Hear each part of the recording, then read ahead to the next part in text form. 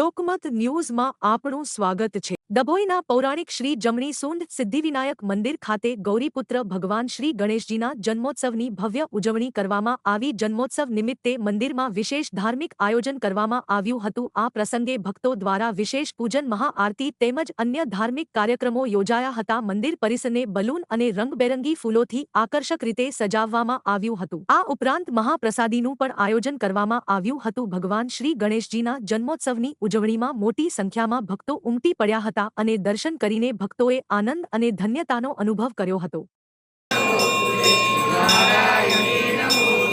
કાટે પાવાવે નિર્વાણે રક્ષાવે સુરવર વંદના જય।